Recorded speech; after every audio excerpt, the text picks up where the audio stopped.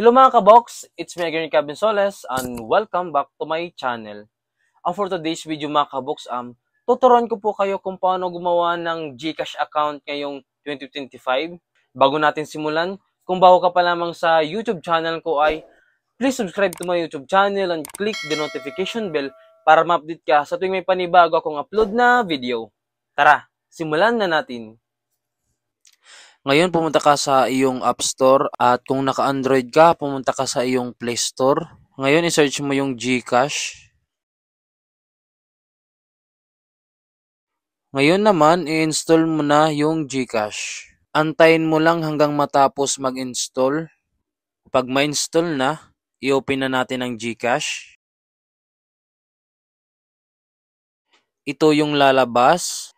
Dito mo ilalagay yung number na gagamitin mo sa GCash account mo. Ilagay mo na ang yung cellphone number na gagamitin.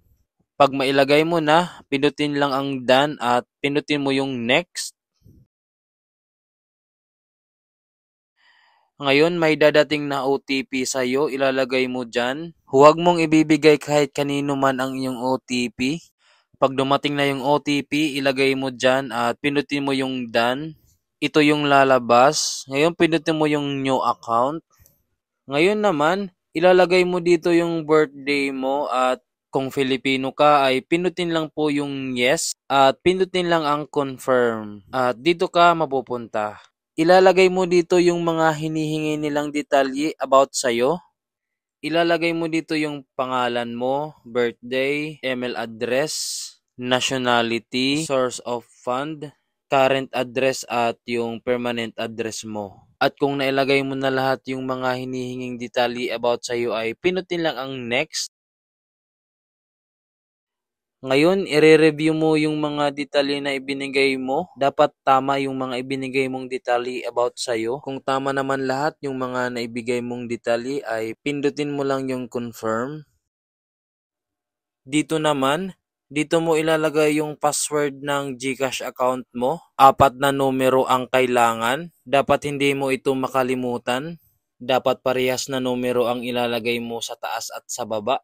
At pag mailagay mo na, pinutin lang itong box at pinutin mo itong confirm. Ngayon ay meron ka ng GCash account. At kung gusto mong i-register yung GCash account mo sa cellphone mo is pinutin lang yung yes. At may dadating na OTP at ilagay mo ulit dyan. At kapag mailagay mo na, pinutin lang ang submit. So yun meron na tayong GCash account.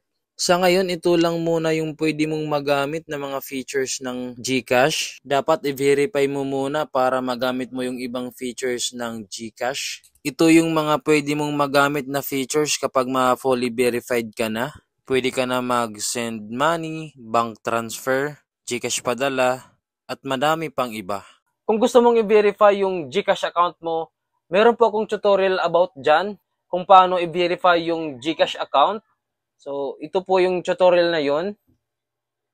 So, yun lang. Sana may nalaman kayo sa video na to at kung meron kayong natutunan sa video na to ay please subscribe to my YouTube channel and click the notification bell para ma-update ka sa tuwing may panibago akong upload na video. Bye-bye!